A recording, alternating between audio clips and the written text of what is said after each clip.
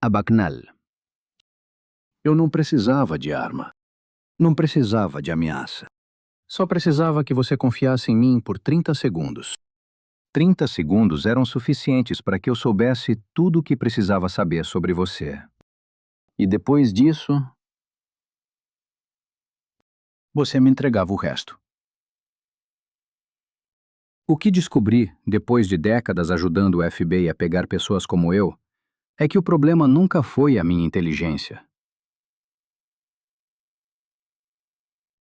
O problema foi a sua generosidade involuntária. Você revelava coisas que não deveria revelar. Sempre.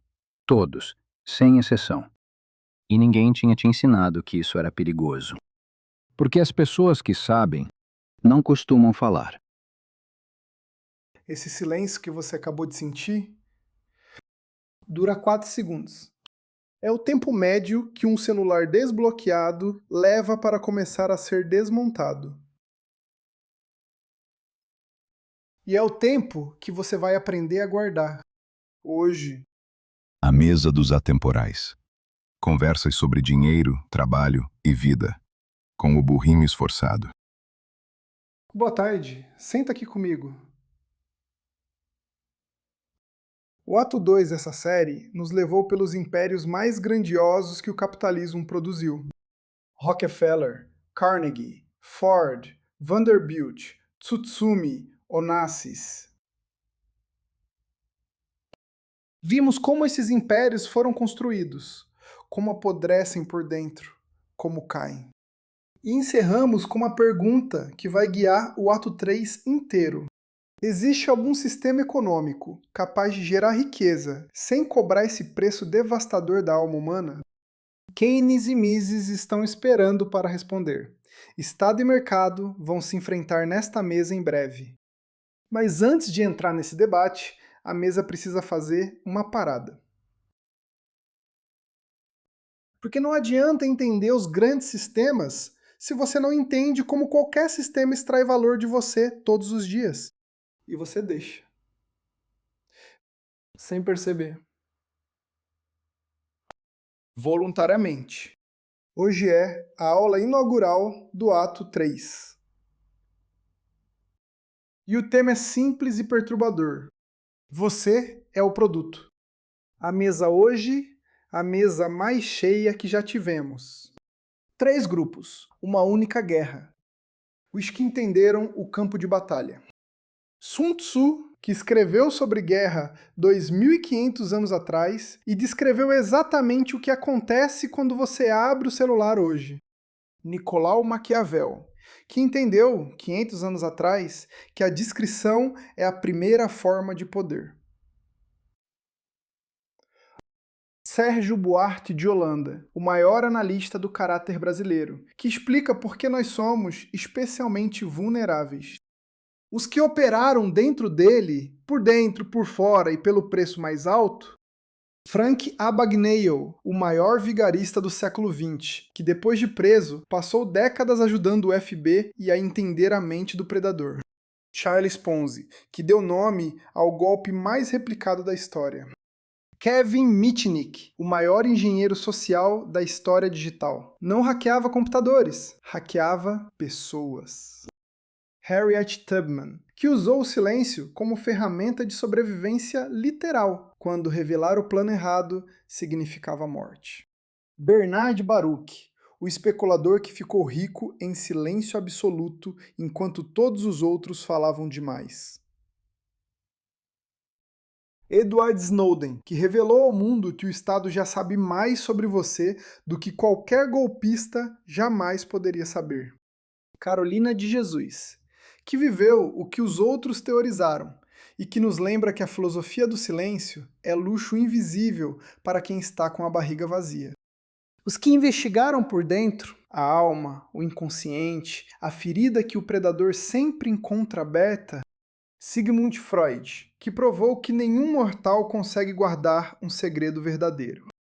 Alfred Adler, que encontrou na raiz da vaidade a criança que um dia se sentiu pequena e nunca esqueceu. Friedrich Nietzsche, que nomeou a escravidão voluntária mais barata da história, a curtida. Dietrich Bonhoeffer, executado pelos nazistas porque recusou o silêncio covarde. Alan Turing, que salvou 14 milhões de vidas e foi destruído pelos dados que o Estado guardou sobre ele. Sherlock Holmes, que lê em 3 segundos o que a vítima não percebeu em 3 anos. Hannah Arendt, que nomeou a geometria assustadora do mal que não precisa de monstros para funcionar.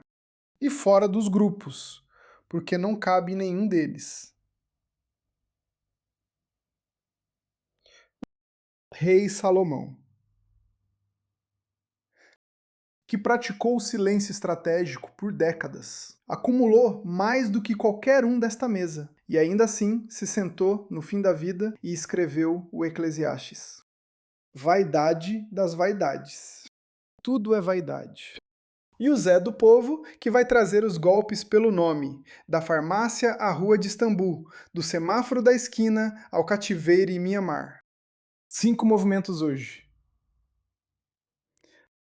O campo de batalha invisível. Os predadores digitais e suas armas.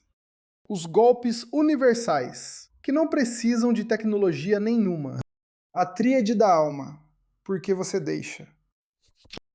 A arte da proteção ativa. Escute com atenção.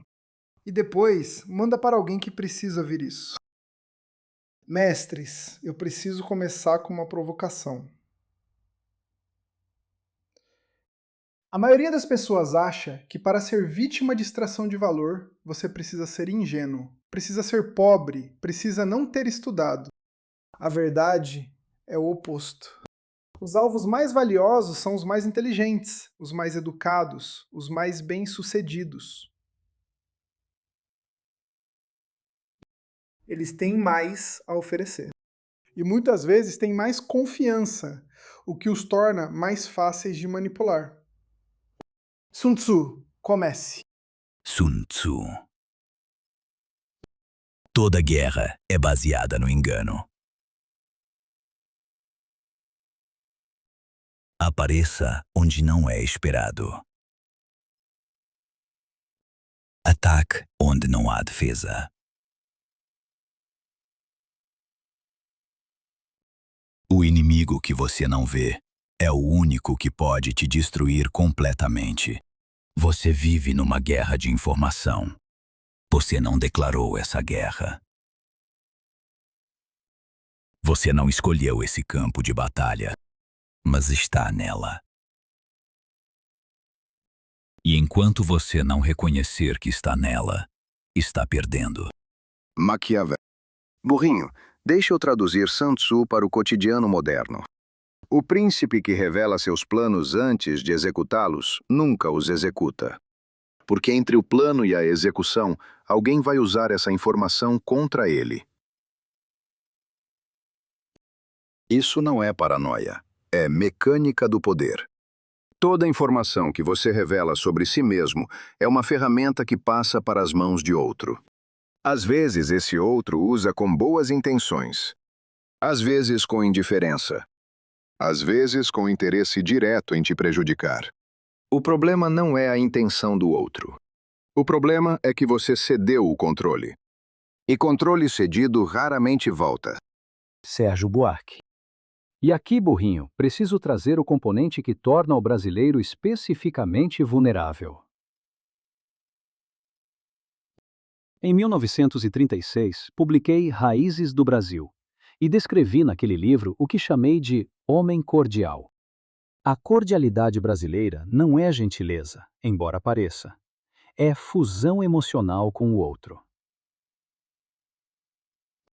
O brasileiro tem dificuldade de manter distância psicológica nas relações. Quer intimidade rápida. Quer que o outro se sinta bem. Quer ser amado. E essa qualidade linda, que nos faz hospitaleiros, calorosos, criativos na conexão, nos torna extraordinariamente vulneráveis à extração de informação. Quando alguém nos trata com afeto, nós abrimos.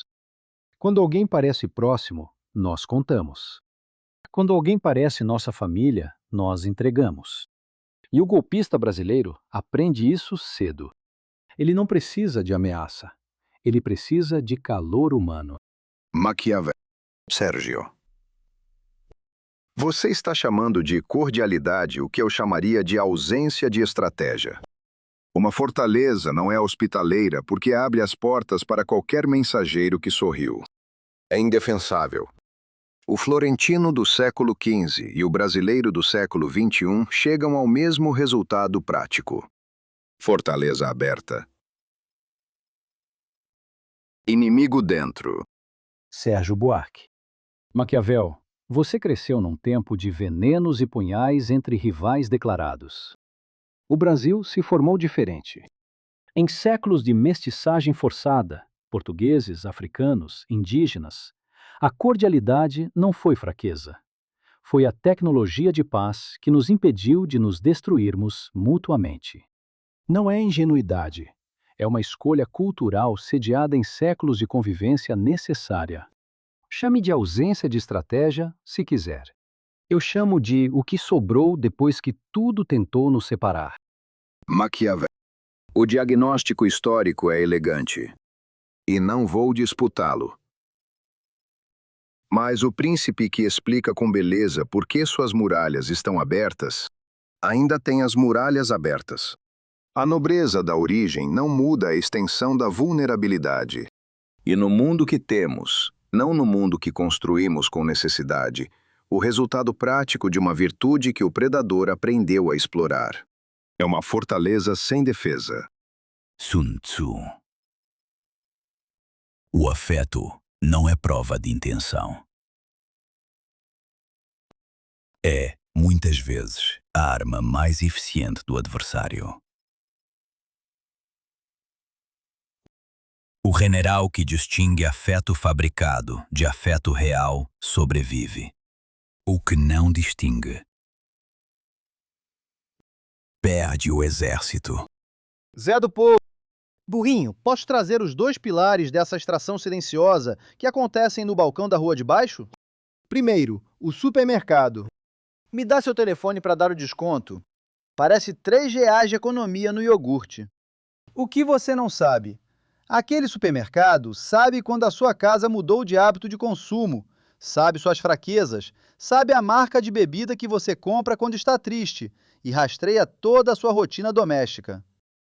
Esses dados são empacotados e vendidos para a seguradora, para o banco, para quem pagar. O desconto de R$ 3 não paga nem a poeira do que você entregou. Segundo, a farmácia.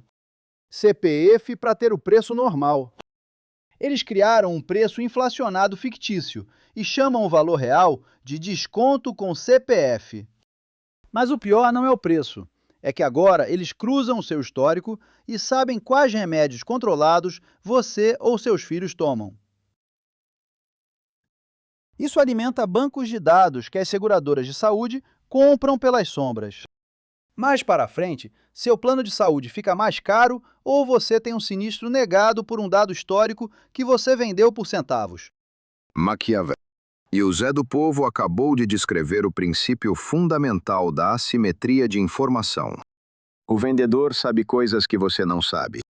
O supermercado sabe coisas sobre você que você mesmo esqueceu. O sistema financeiro sabe coisas sobre você que você nunca contou conscientemente. A regra é simples. Quem tem mais informação tem mais poder.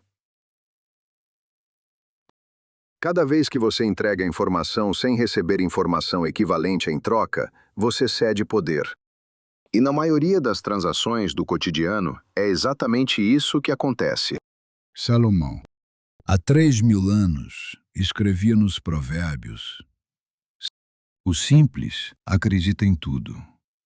O prudente examina cada passo.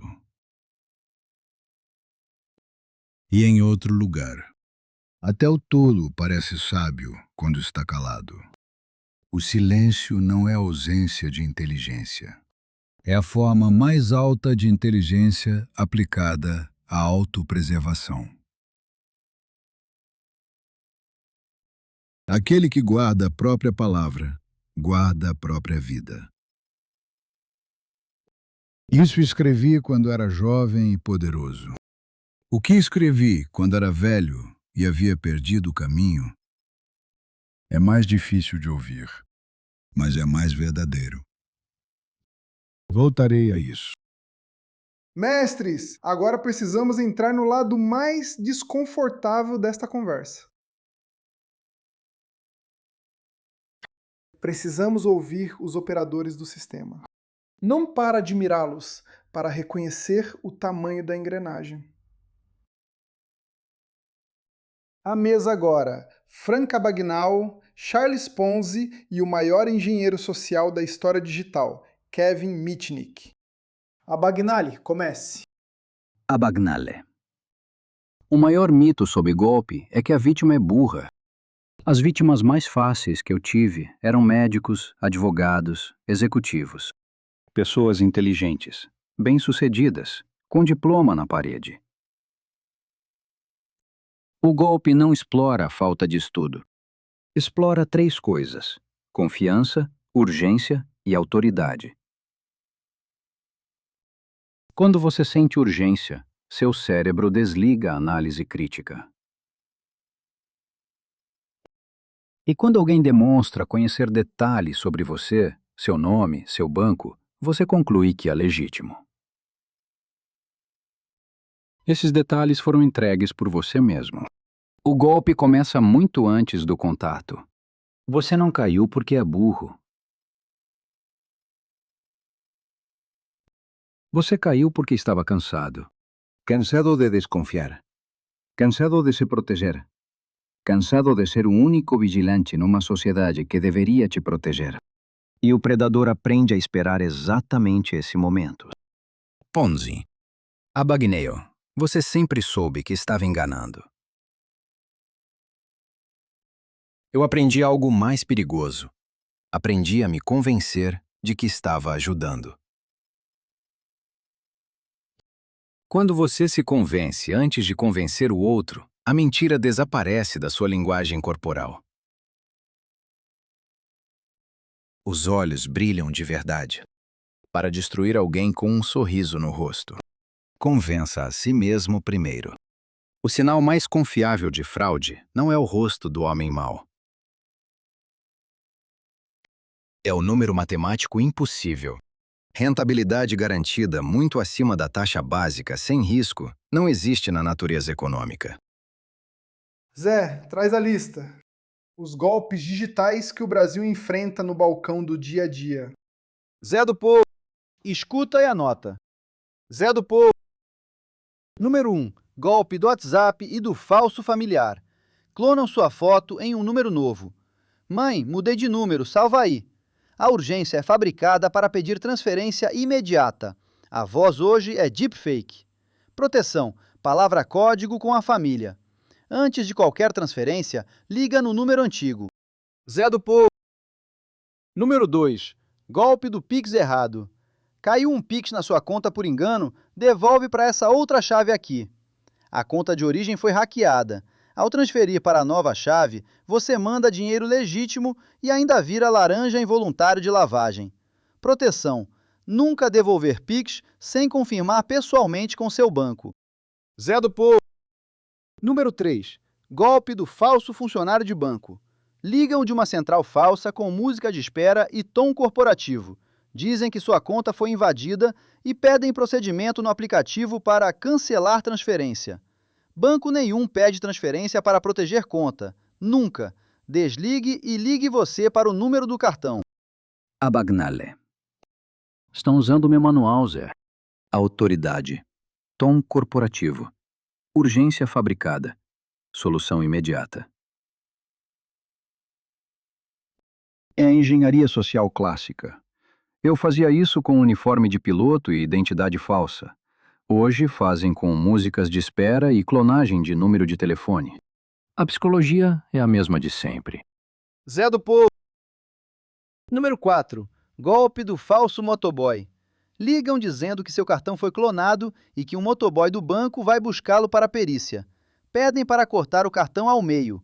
O chip continua intacto e funcional mesmo cortado. Banco nenhum manda buscar cartão. Nunca. Zé do Povo. Número 5. Golpe do QR, code adulterado. Colam um adesivo criminoso por cima do QR Code original de cardápios, estacionamentos e boletos. Você paga achando que está pagando o estabelecimento. Vai direto para a conta de laranja. Sempre verificar o nome do destinatário do Pix antes de confirmar. Kevin Mitnick, você passou a vida invadindo os sistemas mais protegidos do mundo sem disparar um único alarme físico. Como a engenharia social se transformou na sua era? Kevin Mitnick. Burrinho, a maioria das pessoas acha que hackers passam noites quebrando criptografia. É muito mais fácil pedir a senha para o usuário de um jeito que ele sinta que precisa te entregar. Eu sempre disse, não hackeio computadores. Eu hackeio pessoas. Os sistemas de segurança gastam bilhões em firewalls. O elo mais fraco da cadeia é sempre o ser humano. Zé, continua a lista. Entra no número 6. O golpe do emprego. Zé do Povo. Número 6. Golpe da seleção de emprego falsa. Anúncios patrocinados oferecem vagas de home office de R$ 5.000 por poucas horas. O sujeito está desesperado atrás de um bico para pagar o gás. Para liberar o cadastro, exigem uma taxa de inscrição em Pix. Você paga o que não tem. A vaga some. Empresa séria nunca cobra para contratar. Zero. Nunca. Kevin Mitnick. Zé. Esse Pix de R$ 200 da taxa de inscrição é a versão amadora do sistema. O topo dessa cadeia não quer os R$ 200 do trabalhador brasileiro. Ele quer o corpo dele. O corpo, Mitnick. Como assim? Kevin Mitnick. Engenharia social em escala geopolítica. O crime organizado internacional percebeu que o desespero por emprego é a isca mais eficiente do mundo. Eles publicam anúncios sofisticados no LinkedIn. Vagas de suporte técnico, tradução, marketing em polos digitais emergentes. Dubai, Tailândia, Filipinas. Passagem paga. Salário em dólar. Hotel incluído. Atraem jovens com diploma, fluentes em idiomas, mas sufocados pelo desemprego. Quando o jovem desembarca no aeroporto estrangeiro, o passaporte é confiscado, sob a desculpa de visto em processamento. Ele é colocado em uma van, escoltado por milícias armadas e trancado dentro de complexos fechados, cercados por arame farpado, em zonas de conflito armado na fronteira de Mianmar, do Laos ou do Camboja. Isso não é mais um golpe digital. É tráfico humano puro. Trabalho escravo com computadores novos. Mudaram a senzala de lugar, colocaram ar-condicionado e teclado, mas o chicote e a grade continuam lá. Vocês, doutores da mesa, discutem se o celular tira a liberdade da alma. Eu olho para o jovem que saiu da favela, achando que ia ser doutor no estrangeiro, e virou prisioneiro de armas na floresta. A fome e o desespero de quem quer trabalhar são as ferramentas que o diabo usa para moer o pobre. Quem não tem margem de erro na vida, não cai em golpe por ganância. Cai porque a fome não espera a honestidade do mercado. O rico chama de estratégia. O pobre chama de sobrevivência. E o golpista sabe a diferença. Kevin Mitnick. E o ciclo se fecha de uma forma macabra, Carolina. Esses jovens traficados são trancados em salas de computadores por 18 horas diárias, sob a ameaça de espancamento e tortura. E a única função deles ali dentro, vigiados por guardas armados, é operar os perfis falsos e os robôs de inteligência artificial que aplicam o golpe do pig butchering, o abate do porco. A ironia mais terrível da segurança digital hoje. A pessoa que te liga pelo WhatsApp chorando, simulando um romance, oferecendo um investimento milagroso para tirar o seu dinheiro, pode ser um escravo digital com um fuzil apontado para a nuca em um cativeiro no Sudeste Asiático.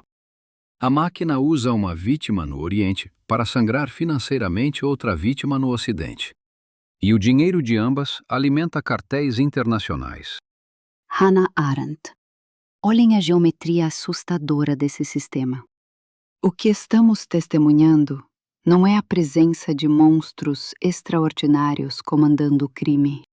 É a estrutura técnica moderna fragmentando a responsabilidade moral. O programador que vendeu o software de inteligência artificial não vê as milícias. O golpista forçado em Mianmar só pensa em sobreviver mais um dia. O usuário no Brasil só vê uma tela iluminada. A engenharia digital permitiu industrializar a miséria humana global de forma tão limpa que o sistema roda sozinho, sem que ninguém precise se sentir integralmente culpado. Isso é o que chamei de a banalidade do mal, expandida para a rede de dados. O mal contemporâneo não precisa de ideologia. Ele só precisa que você clique no link sem perguntar quem está do outro lado da linha. Abagnale. Compreendam a lição de engenharia social profunda deste bloco. O criminoso estuda sua necessidade antes de estudar a tecnologia. Ele usa sua carência de afeto, o seu medo de perder o patrimônio ou o seu desespero por um emprego para abrir a porta da sua fortaleza. Você não foi hackeado por computadores geniais. Você foi hackeado pelas suas próprias vulnerabilidades e pela urgência que o sistema te força a ter. O golpista que te ligou sabendo seu nome, seu banco, o último valor que você movimentou, ele não é telepata. Ele comprou esse dado de um broker de dados, que comprou de uma empresa de análise de crédito, que comprou de uma rede de farmácias, que obteve quando você digitou o CPF no caixa para ter o desconto de R$ 12. O CPF que você deu no supermercado virou perfil de consumo. O perfil virou dado de crédito. O dado virou histórico num banco de dados de marketing. O histórico foi comprado por um broker. O broker vendeu para qualquer um que pagasse, incluindo quem construiu o golpe número 3. Você não foi hackeado. Você foi vendido. Por você mesmo. Com o desconto de R$ 12 como pagamento. Mitnick, tem uma cena que você descreveu nos seus livros. Quero que a mesa ouça. A janela dos 4 minutos. Um celular desbloqueado cai em mãos erradas. O criminoso treinado tem entre 3 e 8 minutos antes que a vítima perceba que o telefone sumiu e consiga bloqueá-lo remotamente. O Zé narra o que acontece em tempo real. Abagneio e eu explicamos o mecanismo. Contagem começando agora. Zé do Povo. Segundo 0, telefone no bolso do criminoso, desbloqueado. Segundo 15, abre o banco, vê o saldo disponível e o limite de crédito. Segundo 30, tenta a transferência Pix, limite de R$ 1.000 em horário diurno. Segundo 45, abre configurações, busca Pix noturno e limite por transação. Kevin Mitnick. Muitos bancos permitem aumentar o limite pelo próprio app com biometria. A biometria está no telefone. O telefone está na mão dele. Zé do Povo. Minuto 1. Encontra a opção de empréstimo emergencial. Disponível instantaneamente, crédito na conta em segundos. Solicita o valor máximo. Abagnale. O empréstimo emergencial é o golpe mais elegante da história bancária digital. Você vai pagar durante 1 ano pelo crédito que roubaram de você em 60 segundos. Zé do Povo. Minuto 1:30. Abre o WhatsApp. Vê os contatos mais recentes. Escolhe mãe, filho, amor. Manda mensagem de voz. Tive um acidente. Me manda 500 pelo Pix. Qualquer conta. Explico depois. Kevin Mitnick. O áudio com a voz real elimina qualquer suspeita. A família reconhece a voz.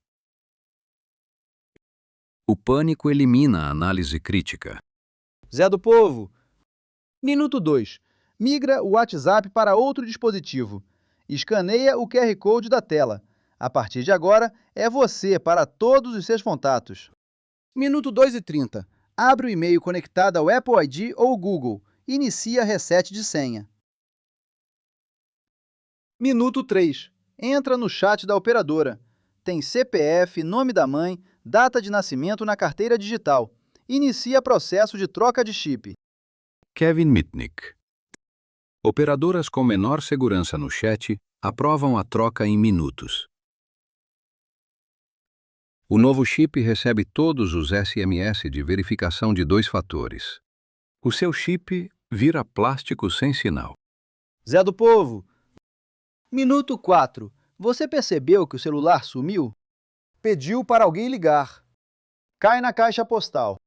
Tenta localizar iPhone. O aparelho aparece como offline, porque o chip que recebia o sinal de rastreamento está no criminoso. 4 minutos. Kevin Mitnick. 4 minutos é a média. Muitos precisam de 2. A defesa não é ser mais rápido do que o criminoso.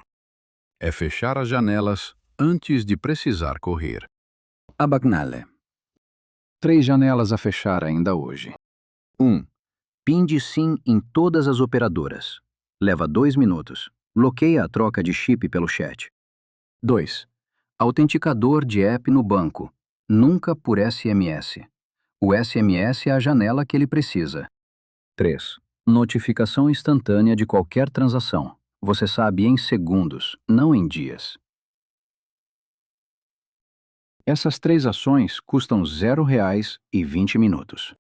A janela dos 4 minutos, com elas fechadas, vira a janela de nada. A Bagnale, tudo que o Zé do Povo descreveu, usa tecnologia. Celular, Pix, QR Code, dados. Alguém poderia ouvir este episódio e concluir: se eu me cuidar no digital, estou seguro. Mas existe uma segunda categoria de golpes que não usa tecnologia nenhuma, que funciona em Istambul, em Paris, em Lagos, em São Paulo, no centro de qualquer cidade do mundo. Que funcionava em 1890 e vai funcionar em 2090. Porque não exploram o sistema. Exploram você. Abagnale. O golpe não começa quando pedem o dinheiro. O golpe começa 10 minutos antes, quando fazem você se sentir especial. Quando criam um momento em que você acha que está ganhando. Porque só quando você está convicto de que está ganhando, de que é você o esperto nessa história, só aí você baixa a guarda o suficiente para perder. E é aí que o dinheiro muda de mão. Zé do Povo. 5 golpes, burrinho. 5 arquiteturas. Uma única verdade por baixo de todas elas. Zé do Povo. Golpe número 1. O retrovisor quebrado. O golpe brasileiro. Você está no volante. Semáforo fechado. Um homem bate no seu vidro. Moço, você acabou de bater no meu retrovisor ali atrás. Você sabe que não bateu, mas está no meio do trânsito. Tem gente buzinando. O retrovisor dele está caído. Olha, não precisa chamar a polícia. A gente resolve entre nós. São só R$ 200. O retrovisor caído é cenário. Cai ali toda semana. Os amigos são os mesmos de sempre. E o brasileiro cordial, que não quer confusão, paga para não ter problema. Abagnale. A dúvida de 2 segundos é suficiente para que você prefira pagar a se expor. Como não cair? Se você sabe que não bateu, você sabe. Não pague. Peça a presença da polícia. O golpista nunca quer a polícia. Nunca. Zé do Povo. Golpe número 2. O engraxate de Istambul. Você está caminhando numa rua bonita.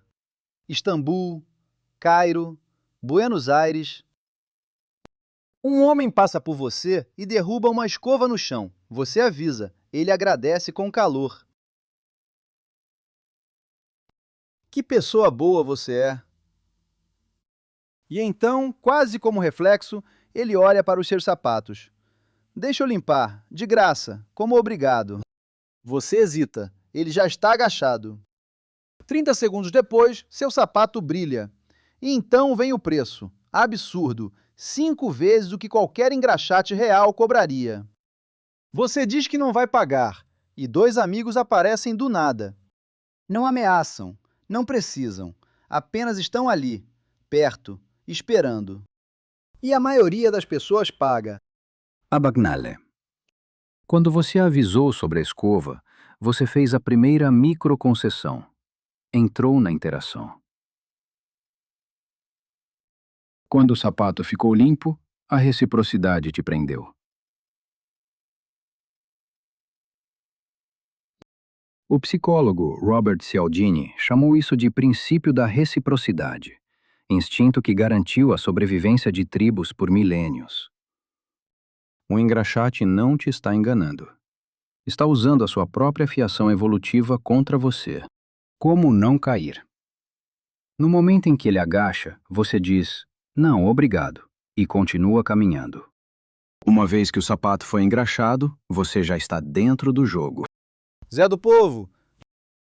Golpe número 3. A flor de graça. Você está numa praça.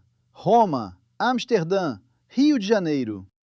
Uma mulher se aproxima com um sorriso enorme e enfia uma flor na sua mão. Para você, de graça. Você merece. Parece uma estrela de cinema. Você sorri. Você está segurando a flor. Ela coloca a segunda. E então, suave, quase envergonhada, ela diz que é de uma família pobre e que qualquer contribuição ajudaria. Você está de pé numa praça, está segurando 2 flores e todo mundo em volta está olhando. 90% das pessoas pagam. Adler. O elogio não foi gentileza, foi anestesia. Quando ela disse, você parece uma estrela de cinema, o que você sentiu foi o alívio do complexo de inferioridade. A criança que um dia se sentiu pequena e esquecida ouviu. Você é visto. Você é especial. E o julgamento crítico ficou em silêncio por tempo suficiente para você estar segurando 2 flores. O golpista aprende a identificar quem está faminto por esse reconhecimento e entrega ele de bandeja antes de pedir qualquer coisa. Zé do Povo. Como não cair? Não segure a flor. Não é grosseria, é higiene psicológica. Se por acaso você já segurou, devolva. Sorria, continue andando. Você não deve nada por algo que não pediu. Zé do Povo. Golpe número 4. O cartão premiado. Um homem se aproxima. Interior, simples, honesto demais. Moço, me ajuda. Ganhei esse prêmio de R$ 5.000, mas não tenho documento. E meu ônibus vai embora agora. E se eu não pegar esse ônibus, perco o emprego. Ele oferece te vender o bilhete por R$ 200, ou 500, ou por o que você tiver. E você está olhando para aquele homem pensando, esse coitado não sabe o que tem na mão. Você está se sentindo esperto. Você está se sentindo o sortudo. E é exatamente aí que o golpe já ganhou. Ponzi. Este é o golpe mais elegante de todos, porque é o único em que a vítima quer participar. Você não está comprando um prêmio. Você está comprando a sensação de ser mais esperto do que alguém. A ganância faz o trabalho de convencimento que o golpista nem precisou fazer. Abagnale. Há uma regra que aprendi trabalhando para o FB. Quando você se encontrar numa situação em que parece que está ganhando às custas da ingenuidade de outro, pare. Porque o único ingênuo nessa história é você. Zé do Povo. Como não cair? Uma pergunta destrói esse golpe inteiro. Por que você não vai pessoalmente resgatar esse prêmio? Qualquer resposta que ele der vai ser uma desculpa. E desculpa é o sinal. Zé do Povo. Golpe número 5. O diretor da grife. Você está num café, ou num hotel, ou no lobby de um museu. Um homem bem vestido, sotaque francês ou italiano, se senta perto de você e começa uma conversa casual.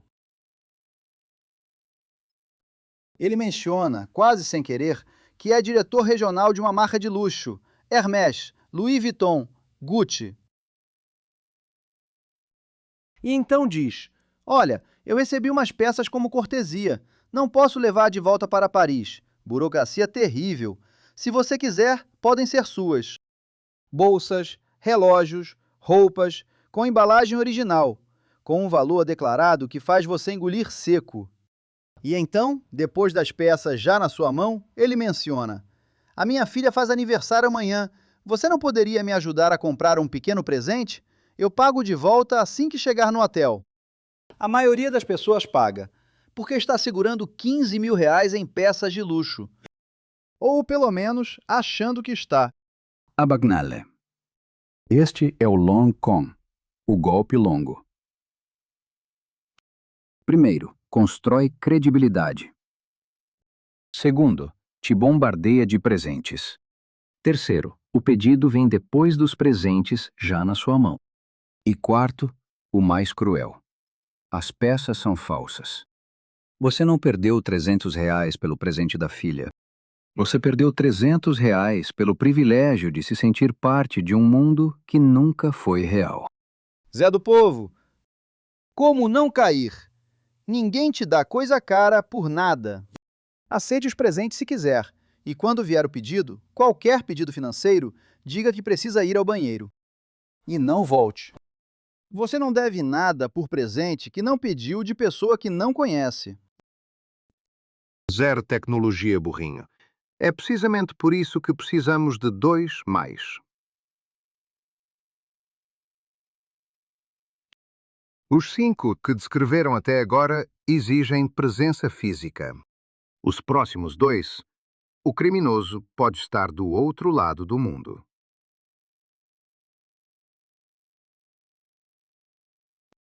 Golpe número 6. O Wi-Fi gêmeo do mal. Zé do Povo, nome técnico Evil Twin. Você está no aeroporto, no café, no hotel. Abre o Wi-Fi disponível. O nome parece oficial.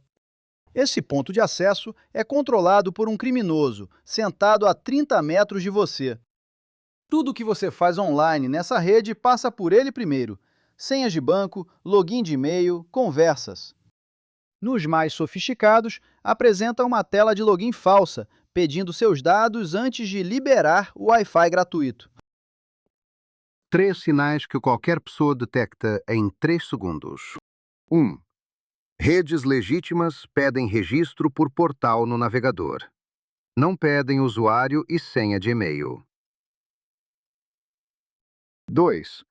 Se a barra de endereço do banco não mostra o cadeado e o HTTPS, saia imediatamente. 3. Qualquer dado sensível em rede pública, use os dados do seu chip. VPN resolve o resto. Zé do Povo, regra definitiva: banco e e-mail nunca em Wi-Fi público. Nunca. Golpe número 7. ATM, skimming, o caixa eletrônico dublê. Zé do Povo, um dispositivo físico colado sobre o leitor de cartão. Captura os dados da tarja magnética. Uma câmera minúscula acima do teclado. Grava seu PIN enquanto você digita. Versão avançada. Teclado falso sobreposto ao original. A captura é feita pelo contato físico. 3 verificações que levam 10 segundos. 1. Puxe o leitor de cartão antes de inserir o cartão. Leitor legítimo é fixo. Skimmer solta. 2. Cubra a mão ao digitar o PIN. Sempre. Câmera você não vê. 3. Prefira caixas dentro de agências com câmera de vigilância. E a proteção definitiva, notificação instantânea de transação. Qualquer saque não autorizado, você sabe em segundos, não em dias. 7 golpes. 2 continentes de técnica. Abagnale. O que une todos eles em uma frase? Abagnale. Uma frase, burrinho. Todo golpe começa no momento em que você se sente, por um segundo, melhor do que deveria. Mais sortudo do que o normal. Mais especial do que os outros. Mais esperto do que aquele homem ali. Esse segundo de privilégio é a porta. A porta é a mesma em todos os 7. O golpista só precisava que você deixasse ela aberta. Zé do Povo, o princípio do pocket money. Em qualquer ambiente de exposição, turismo, centro da cidade, feira, você nunca carrega mais do que está disposto a perder. Pocket money é o dinheiro do bolso, 80, 100, 150 reais, o que você decide antes de sair de casa. Cartão de crédito fica no hotel, ou dentro do tênis, ou num bolso interno que você não usa. Chame isso de firewall financeiro. Você não pode perder o que não está disponível para perder.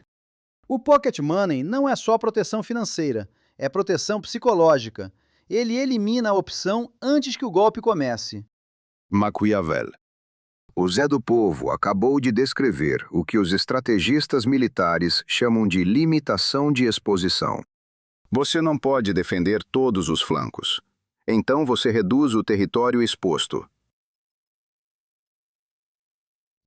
E o príncipe que sabe exatamente quanto pode perder antes de entrar em qualquer negociação, raramente perde além disso. Sun Tzu. A batalha ganha antes de ser travada. É a única batalha que vale.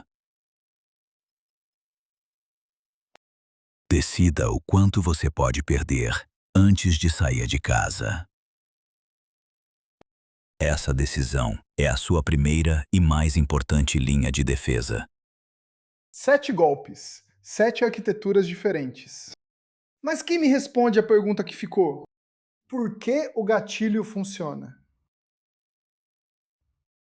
Por que o elogio da mulher da praça em Roma desligou o julgamento crítico de uma pessoa que estudou, que tem experiência de vida, que sabia perfeitamente que flores de graça não existem? A resposta não está na rua. Está mais fundo.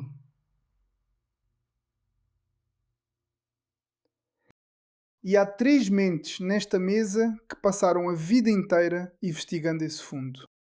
Obler. Posso fazer a conexão, burrinho? O mapa dos 4 movimentos: gatilho, comprometimento, pressão social, pedido. Funciona porque cada movimento explora uma ferida que já estava aberta antes de você encontrar o golpista. O gatilho funciona porque algo em você já estava faminto pelo que ele oferece. O comprometimento funciona porque algo em você teme a ruptura social mais do que teme a perda. A pressão social funciona porque algo em você precisa do olhar dos outros para se sentir seguro. E o pedido funciona porque algo em você já decidiu que dever ao outro é mais confortável do que discordar. Os 7 golpes não criaram essas feridas, só as encontraram. A questão que esta mesa precisa responder agora é de onde vieram essas feridas e o que fazer com elas. Mestres, ainda não respondemos a pergunta mais profunda. Por que você deixa? Por que o ser humano revela o que não deveria? Por que conta o salário sem ser perguntado? Por que posta o patrimônio? Por que entrega o plano antes de executar? Isso não é burrice, não é descuido, não é falta de estratégia. É algo que vem de muito mais fundo. 3 mentes passaram a vida investigando esse fundo: Sigmund Freud, Alfred Adler, Friedrich Nietzsche. Freud, Comece. Existe uma frase que escrevi e que nunca foi devidamente compreendida. Nenhum mortal consegue guardar um segredo. Se os lábios estão em silêncio, ele fala com as pontas dos dedos. A traição transpira por todos os poros. O que estou descrevendo não é fraqueza moral. É a mecânica do inconsciente. Quando alguém escorrega o salário numa conversa, quando o plano saiu sem querer, isso não é acidente. É o inconsciente falando o que o consciente proibiu. Carregar um segredo tem custo psíquico real, é peso, é tensão. E parte do inconsciente quer que esse peso acabe. Parte de você quer ser descoberto, quer ser visto. O problema não é querer ser visto. O problema é não saber escolher quem te vê. Obler. E eu direi de onde vem essa necessidade de ser visto, burrinho. Para mim, o motor central do ser humano é o sentimento de inferioridade. Toda criança nasce pequena num mundo de gigantes, dependente, frágil, incapaz, e aprende muito cedo que precisa provar que merece estar aqui. A maioria das pessoas passa a vida inteira tentando compensar esse sentimento original de insuficiência, com conquistas visíveis, com reconhecimento externo, com a aprovação do outro. Quando alguém revela o salário sem ser perguntado, está dizendo: veja o que eu vali. Quando posta o carro novo no Instagram, está dizendo: eu sou o suficiente agora? Quando conta o bônus no almoço de família, está dizendo: me vejam, me reconheçam. Não é vaidade. É a criança que um dia se sentiu pequena e nunca esqueceu essa sensação. E o predador que Abagnale descreveu? Ele sabe disso instintivamente. Ele entra pela porta que o sentimento de inferioridade deixou aberta. Ele te faz sentir especial, visto, reconhecido, e você abre. Você não caiu porque é burro. Você caiu porque estava cansado. Cansado de ser o único vigilante numa sociedade que deveria te proteger. A proteção real não vem de aprender a esconder melhor. Vem de não precisar mais da aprovação que o predador oferece. Nietzsche. Freud diagnosticou o mecanismo, Adler explicou a raiz. Qual é a saída? Nietzsche. Freud descreveu o mecanismo. Adler descreveu a ferida. Eu vou nomear o sistema que transformou essa ferida em indústria.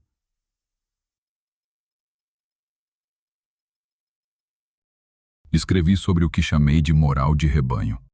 A tendência do ser humano de medir o próprio valor pelo espelho do grupo. De substituir o julgamento próprio pelo aplauso coletivo. Em 1883, isso era uma patologia social entre humanos. Hoje, vocês construíram uma máquina industrial para produzi-la em escala. O homem moderno transformou sua vida privada em espetáculo público para receber os aplausos do rebanho. Dão seus dados. Dão sua privacidade. Dão suas vulnerabilidades. Em troca de curtidas. Isso não é liberdade. É a escravidão voluntária mais barata da história. A saída não é aprender a esconder melhor. Esconder por medo é apenas outra forma de prisão. A saída é tornar-se. O que chamei de Übermensch não é o dominador. Não é o arrogante. É o homem que superou a necessidade de aprovação externa como fonte de identidade. Que age sem precisar de plateia. Que constrói em silêncio não porque tem medo de ser roubado, mas porque é suficiente em si mesmo. A maturidade do homem é ter reencontrado a seriedade com que brincava quando criança, sem precisar que ninguém veja. A criança que brinca sozinha no quintal não precisa de plateia para sentir que o que faz é real. O adulto que recupera essa capacidade não precisa postar o carro, não precisa contar o salário, não precisa revelar o plano. Não por estratégia, por inteireza. Enquanto você não for suficiente sem a curtida,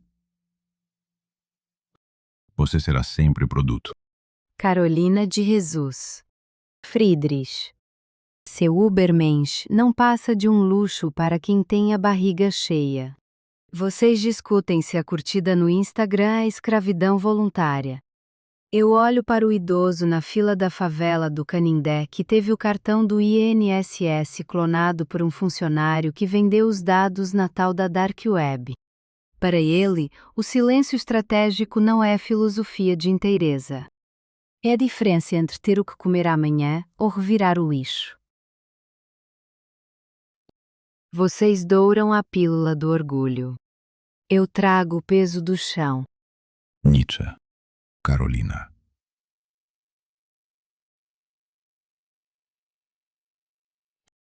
Você tem razão sobre o idoso do Canindé. Não tenho como responder com filosofia a quem está com a barriga vazia. O que posso dizer é que o Ubermensch que descrevi não nasceu do conforto. Nasceu da recusa de deixar o mundo decidir quem você é. Você, Carolina, escreveu dentro de uma favela sem luz, com fome, com filhos para criar. E publicou um livro que mudou como o Brasil enxerga a sua própria miséria. Isso não é a filosofia do barrigudo que fala de liberdade do alto da saciedade. Isso é o Ubermensch real, feito de chão, não de abstração. E você me acerta numa coisa que não posso ignorar. A filosofia que não serve para o idoso do Canindé. Não é filosofia. É decoração. Carolina de Jesus. Então construa para o chão, Friedrich. O resto, a gente sobe junto. E aqui nossas perspectivas se encontram. Eu descrevi o inconsciente que quer ser visto. Adler descreveu a inferioridade que alimenta essa necessidade. Nietzsche descreve o único caminho que realmente resolve: tornar-se inteiro o suficiente para não precisar. O trabalho de conhecer o próprio inconsciente é exatamente o processo de construir essa inteireza. Não se trata de eliminar o desejo de ser visto. Trata-se de escolher conscientemente quando, por quem e por que você quer ser visto. Em vez de deixar o inconsciente fazer essa escolha por você. Em vez de deixar o predador fazer essa escolha por você. Obler. E antes de deixarmos este bloco, uma conexão que talvez você não tenha notado. O golpe do falso funcionário de banco que cria urgência sobre a sua conta comprometida. Por que funciona especificamente com pessoas que acumularam algum patrimônio? Porque o medo de perder o pouco que construíram ativa exatamente o sentimento de inferioridade que descrevi.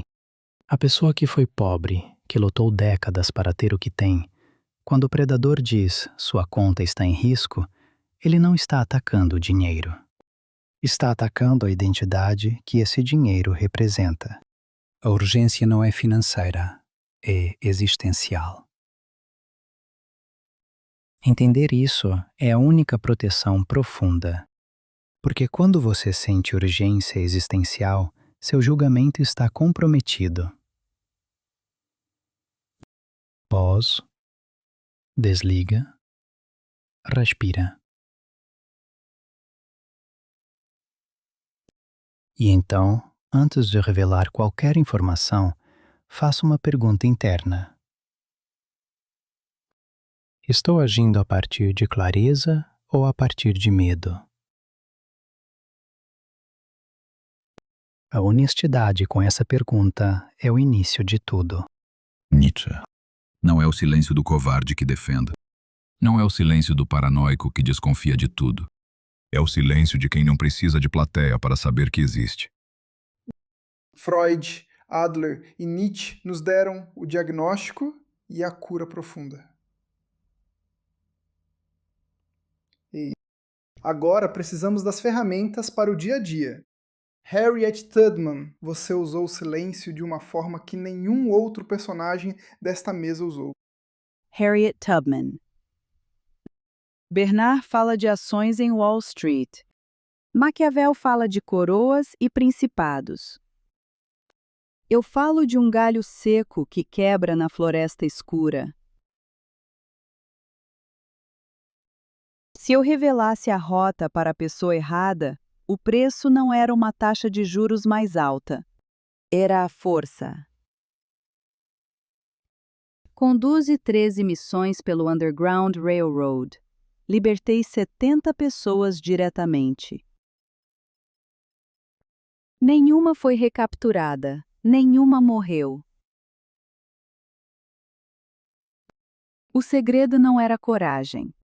Era silêncio arquitetado. Nunca revelei a rota antes do momento exato de caminhar. Nunca revelei o destino antes de chegar. Nunca deixei que ninguém soubesse mais do que precisava saber para dar o próximo passo. Não por desconfiança, por amor. Porque informação que você não tem não pode ser arrancada de você. Nem sob pressão. Nem sob ameaça. Nem sob medo. O silêncio que eu guardava não me protegia a mim. Protegia os 70 que caminhavam atrás de mim na escuridão. Informação desnecessária confiada a quem não precisa agir sobre ela é um fardo que você impõe sobre quem você ama. Quando eles forem pressionados, e às vezes serão, esse dado os esmagará. Guarde o que você guarda também por eles. Maquiavel. Seus 5 níveis são elegantes, mas no campo aprendi uma regra mais simples. Antes de contar qualquer coisa a qualquer pessoa, pergunta: se essa pessoa for capturada e pressionada, o que ela pode revelar sobre você? Se a resposta for nada, pode contar. Se a resposta for algo, não conta. Não porque você não confia na pessoa, porque você não sabe o que ela vai aguentar. E porque o amor real protege o outro do peso do que ele não precisa carregar. 70 pessoas. Nenhuma recapturada. Baruch conduze operações silenciosas por 40 anos. Pensei que entendia o silêncio como estratégia. Harriet. Eu entendia o silêncio como vantagem competitiva. Você me mostrou que existe uma outra dimensão. O silêncio como ato de amor. No mercado financeiro, a mecânica é a mesma que a sua, mas a aposta era dinheiro, não vida. Construí minha solidez operando em silêncio comercial absoluto. Quem alardeia a direção do investimento antes de consolidar a posição faz o mercado reagir contra si. A energia gasta na propaganda do plano sabota a força necessária para a execução. Em outubro de 1929, enquanto o mercado colapsava e todos os que tinham gritado nos anos anteriores perdiam tudo, eu estava líquido. Não porque eu era mais inteligente. Porque quando começaram a me perguntar sobre meus investimentos nos jantares de Wall Street, aprendi a sorrir e mudar de assunto. A grande obra é erguida em canteiro fechado. O barulho só pertence ao término. Mas o canteiro de Harriet protegia a gente, não posição. Isso é diferente de uma forma que eu precisei desta mesa para entender. Maquiavel. Compreendam, portanto, que a vida social exige uma hierarquia de confidência rigorosa em 5 níveis. Nível 0. O público. Nome, profissão genérica. O que o mundo acessa sem esforço. Nível 1. O social. Hobbies, opiniões gerais, experiências passadas, colegas e conhecidos. Nível 2. O círculo próximo. Valores, desafios gerais, história de vida. Amigos de confiança. Nível 3. Confiança alta. Planos em andamento. Situação financeira geral. Cônjuge, sócios legítimos, mentores. Nível 4. O cofre. Patrimônio exato, salário, negócios em negociação, vulnerabilidades pessoais. Ninguém ou quase ninguém. O colapso da modernidade é expor o nível 4 nas redes sociais, achando que se trata do nível 0. Cada post ostentando aquisições é um inventário patrimonial detalhado entregue a predadores. Zé do Povo. Regras de ouro para cada situação. No supermercado e farmácia, prefiro não informar, é direito legal pela Lei Geral de Proteção de Dados. Resposta completa. Sem explicação. Para medicamentos controlados, o CPF é obrigatório por lei. Para o resto, não é. Saiba a diferença. No trabalho, seu salário é nível 4. Promoções que está buscando. Silêncio absoluto até ter a oferta assinada. Planos de mudar de emprego? Não comenta com ninguém da empresa até estar pronto para sair. Na família, patrimônio e bônus não são pauta de almoço de domingo. Vai bem, obrigado é resposta completa para quanto você ganha. Privacidade não é arrogância. Na concessionária, nunca revele que vai pagar à vista antes de negociar o preço. Negocie como se fosse financiar. Só depois revele a forma de pagamento. A concessionária ganha comissão do banco pela taxa de financiamento. Você, pagando à vista, elimina a fonte mais lucrativa deles. Nos sonhos, conte para o mentor que vai te cobrar, não para o público que vai te aplaudir.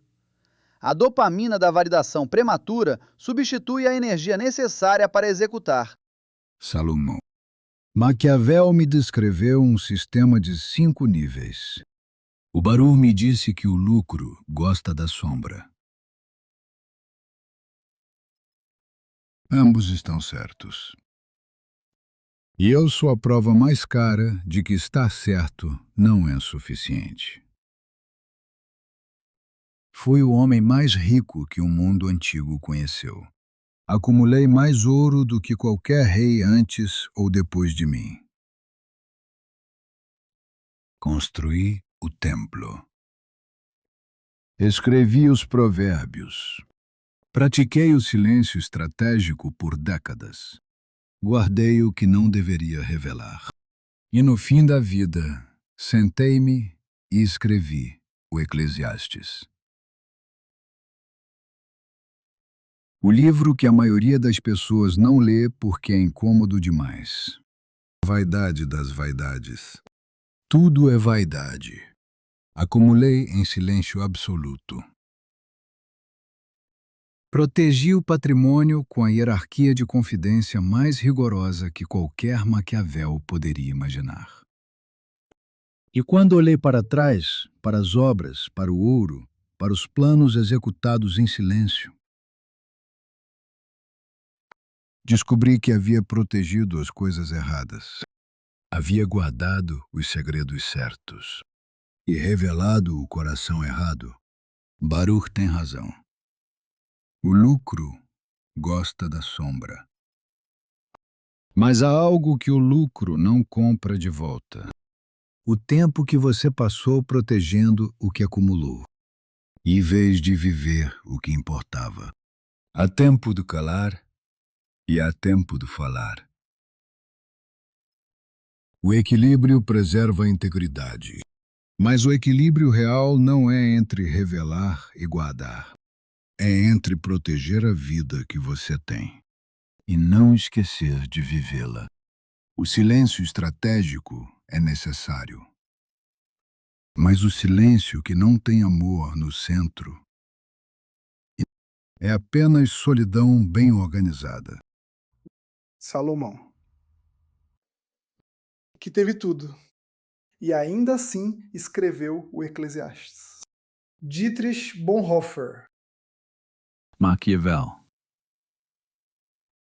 Eu li O Príncipe, admiro a lucidez, a coragem de dizer o que os outros fingiam não ver.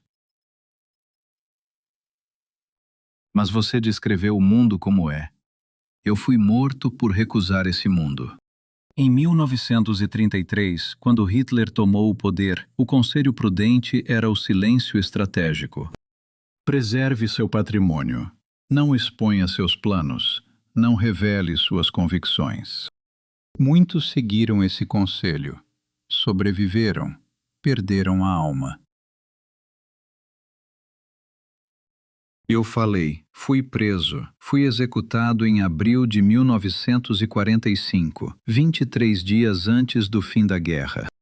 E não me arrependo. Porque há uma fronteira que o seu sistema não mapeia, Maquiavel. A fronteira entre o silêncio que protege e o silêncio que cumplicia. Quando você testemunha uma fraude e se cala para não se complicar, você é cúmplice. Quando seu filho precisa de uma conversa difícil e você evita para não ser o vilão, você está falhando com ele. Quando alguém ao seu redor está sendo golpeado e você tem a informação para interromper e você cala, você escolheu. A discrição serve para proteger o indivíduo, nunca para mascarar a omissão. Maquiavel. Bonhoeffer. Você é a prova mais cara de que o meu sistema tem um piso. Eu ensinei como sobreviver num mundo de lobos. Você nos lembrou que sobreviver não é o único objetivo. O príncipe que preserva o poder à custa de toda a honra. Não governa um reino. Governa um espelho vazio. O silêncio estratégico guarda o patrimônio e a mente. O silêncio covarde entrega a honra. A diferença entre os dois é a pergunta que você precisa fazer antes de calar. Estou protegendo algo legítimo ou estou fugindo de algo necessário? Discernir essa fronteira é o teste definitivo do homem reto. Cada vez, sem exceção. Maquiavel, Bonhoeffer.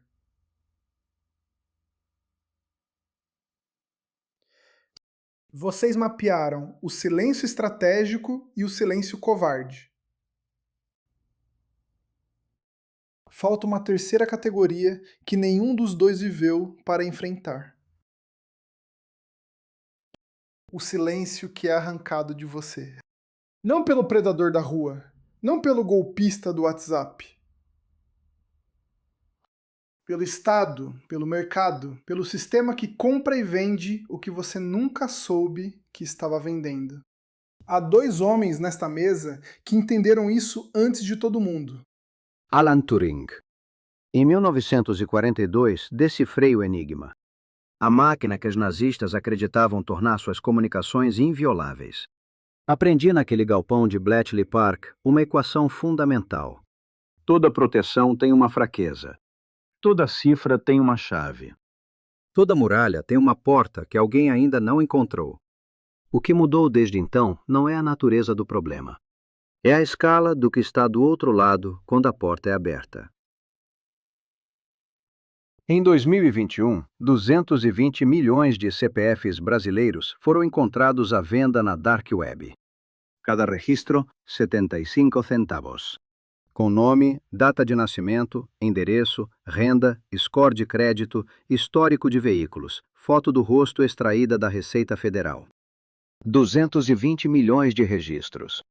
O Brasil tem 214 milhões de habitantes. Os mortos também estão lá. Mas há algo que preciso dizer a esta mesa antes de continuar.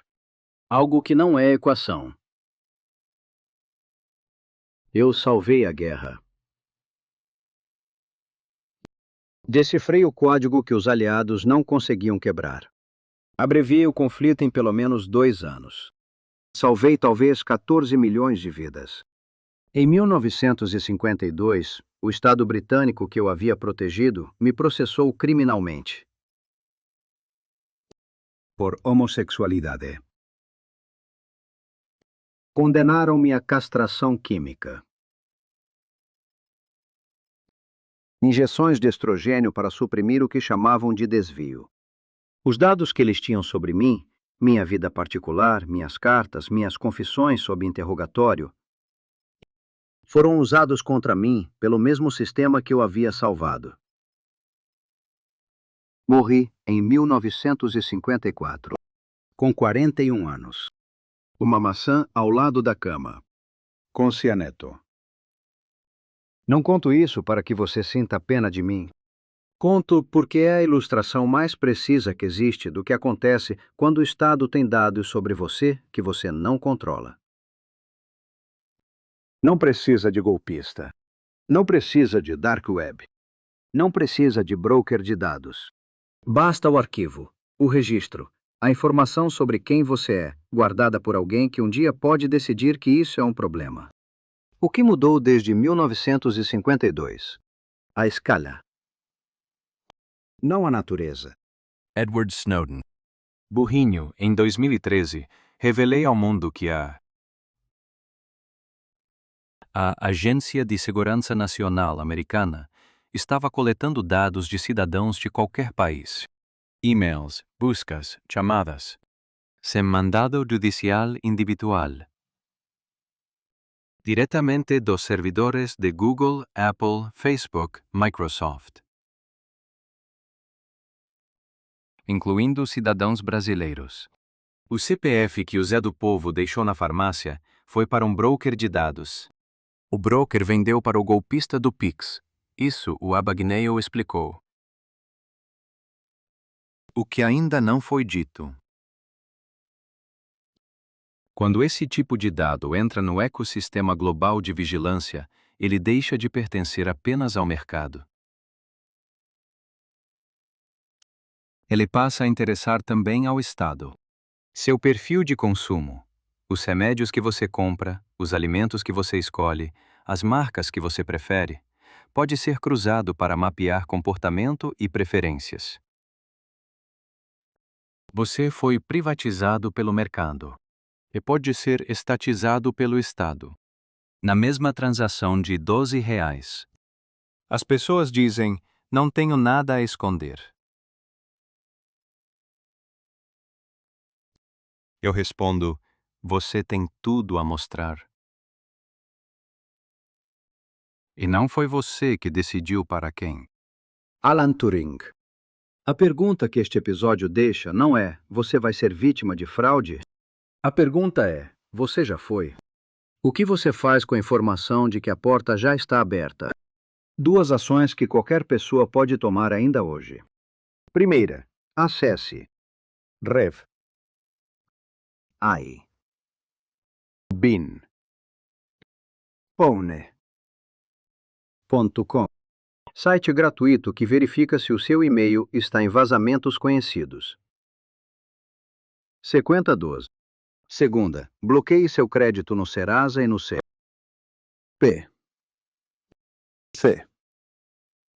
Gratuito, 5 minutos no aplicativo, impede que qualquer crédito seja aberto no seu nome sem sua autorização expressa. A chave foi exposta. Você não pode colocá-la de volta, mas pode trocar a fechadura. E uma última coisa. Em 1966, 12 anos depois da minha morte, o governo britânico reabilitou o meu nome. Em 2013, a Rainha Elizabeth assinou meu perdão oficial. 60 anos depois. Os dados que destruíram minha vida continuaram existindo por 60 anos.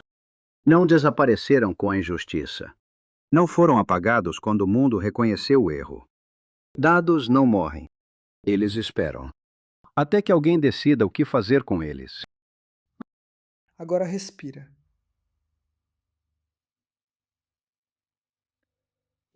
Cinco situações que você vai encontrar. Não amanhã, talvez, mas em breve. E quando encontrar, você vai ter 2 segundos para decidir. Zé. Zé do Povo. Situação 1. O caixa do supermercado pede seu CPF ou telefone para liberar o desconto. Você está com pressa. Tem fila atrás. O caixa está esperando.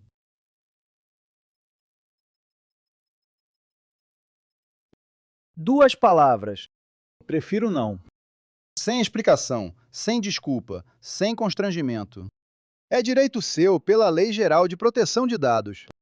Se insistirem, peça ao gerente. A lei é sua. Situação 2. O telefone toca. Banco, parente, autoridade. Alguém com urgência real e voz convincente. Alguma coisa está errada. Você precisa agir agora. Zé do Povo! Desligue. Não importa o que ele disse. Não importa quão real pareceu. Desligue. Depois, ligue você para o número que você conhece. O número do verso do cartão. O número que você digitou, não o que te ligou. A urgência que você sentiu foi fabricada. Urgência fabricada é a arma número 1. O único antídoto é respirar. E ligar de volta. Situação 3. Uma oportunidade aparece. Investimento. Rentabilidade extraordinária. Garantida. Quem trouxe é alguém de confiança. O argumento é sólido. Zé do Povo! Uma pergunta destrói qualquer fraude desse tipo. Uma única. Por que os maiores bancos e fundos do mundo não estão aplicando nisso? Se não tem resposta, é golpe. Se a resposta vier com urgência para você decidir agora, é golpe. Oportunidade real espera. Golpe tem prazo.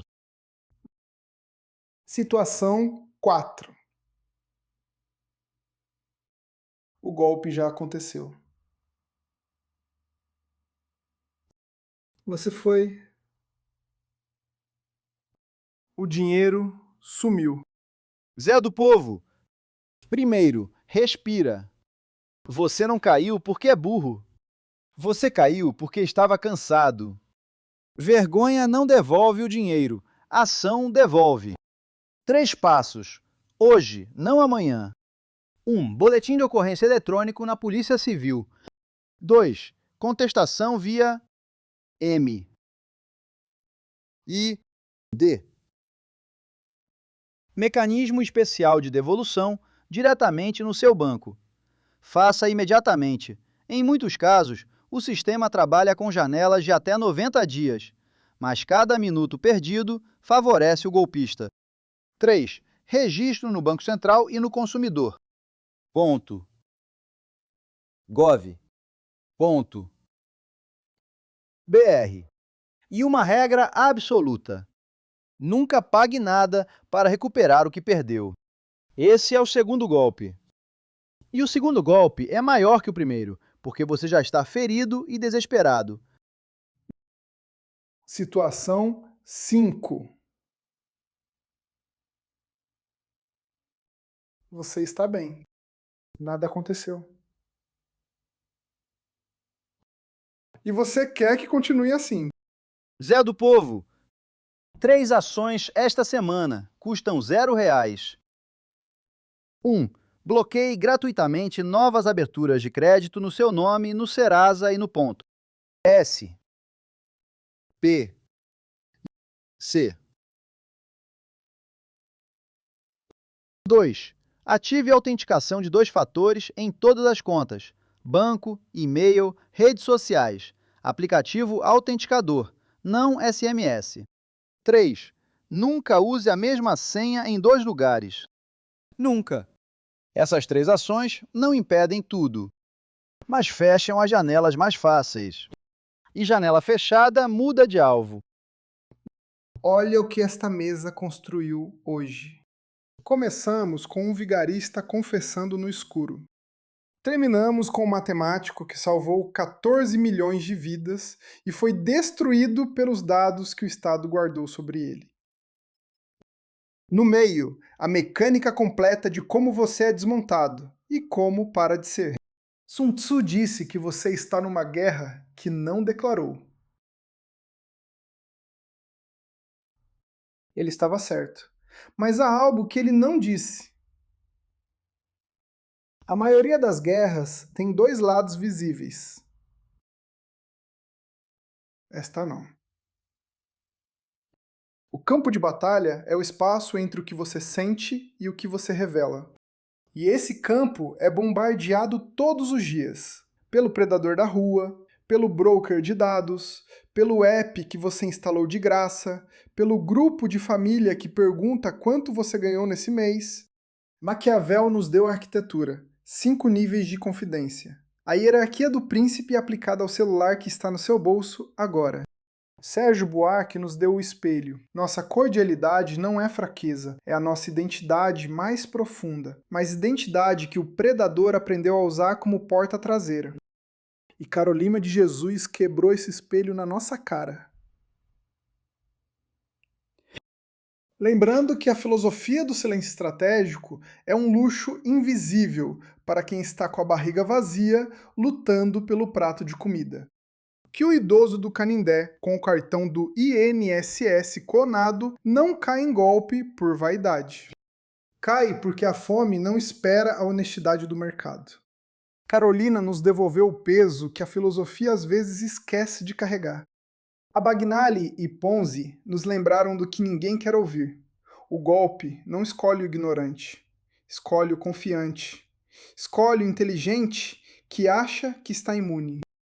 O Zé do Povo trouxe os golpes pelo nome. Na esquina, no semáforo, na praça, no aeroporto, no caixa eletrônico e dentro do complexo fechado cercado de arame em Mianmar, onde o jovem brasileiro com diploma está sendo forçado a te ligar agora mesmo. Freud, Adler e Nietzsche quebraram o espelho por dentro. O inconsciente te quer ser visto. O sentimento de inferioridade te mendiga aprovação. E a única saída que não é estratégia, que é cura. Tornar-se tão inteiro que o predador não encontra porta aberta. Não por paranoia, por inteireza. Harriet Tubman colocou o peso de volta no chão. 70 pessoas. Nenhuma recapturada. O silêncio como o amor, não como estratégia. Baruch nos lembrou que a grande obra é erguida em canteiro fechado.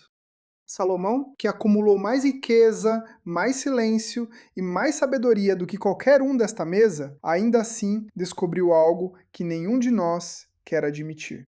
Que o silêncio estratégico é necessário, mas o silêncio que não tem amor no centro é apenas solidão bem organizada. E Bonhoeffer, que pagou com a vida, nos proibiu de usar tudo isso como desculpa para a covardia. A regra não é nunca falar. A regra é falar com intenção, para a pessoa certa. Na hora certa. Pelo motivo certo. E guardar, com cuidado, sem culpa, o que não é de mais ninguém. Isso não é desconfiança, é soberania. A única soberania que ninguém pode te tomar enquanto você decidir exercê-la. Informação que você não tem não pode ser arrancada de você. Sun Tzu. A guerra que você não vê é a única que pode te destruir completamente. Carolina de Jesus. A fome e o desespero são as ferramentas que o diabo usa para moer o pobre. Construa para o chão. O resto, a gente sobe junto. Saiba quando calar para proteger. E saiba quando falar custa a vida, mas compra a alma. Abagnale. A mente brilhante desmorona no instante em que presume estar imune. Eu sei disso.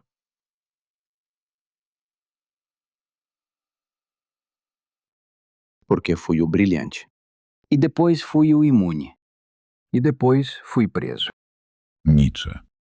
A maturidade não é esconder melhor. É não precisar mais de plateia. A criança que brinca sozinha no quintal não precisa que ninguém veja para saber que o que faz é real. Seja essa criança. Um adulto que você precisou se tornar. Maquiavel. Ensinei como sobreviver no mundo de lobos. Bonhoeffer me lembrou que sobreviver não é o único objetivo. Quem governa a informação sobre si mesmo governa o próprio destino. Mas o príncipe que preserva o poder à custa de toda honra não governa um reino. Governa um espelho vazio.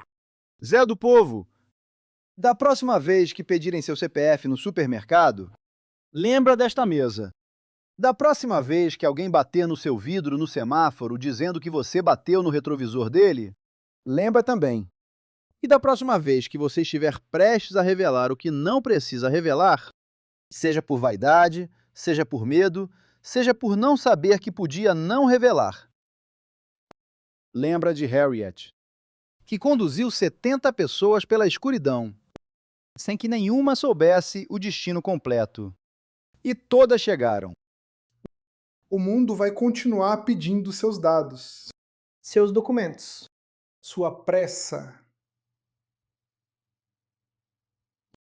sua vaidade, sua dor. Mas a partir de hoje, antes de responder, antes de clicar, antes de provar qualquer coisa para qualquer pessoa, você tem o direito sagrado de fazer uma coisa simples: silenciar.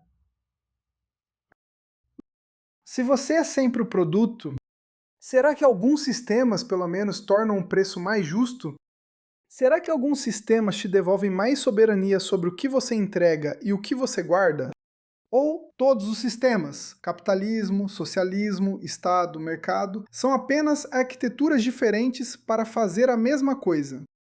Extrair valor de quem não entende como a extração funciona. Dois homens têm respostas radicalmente opostas para essa pergunta. John Maynard Keynes passou a vida defendendo que o Estado precisa existir entre você e o mercado para te proteger de ser devorado. Ludwig von Mises passou a vida argumentando que o Estado é o predador mais eficiente que a humanidade já inventou. Os dois estarão nesta mesa. E a pergunta deles é a sua pergunta de hoje. Só que em escala de civilizações inteiras. Antes de ir embora, uma prática desta semana. No fim de cada dia, antes de dormir, uma pergunta. O que eu revelei hoje? Para quem? Por quê? Não para se punir. Para começar a notar. Porque o que você não nota, você não governa. E o que você não governa, outro governa por você. Devagar e sempre.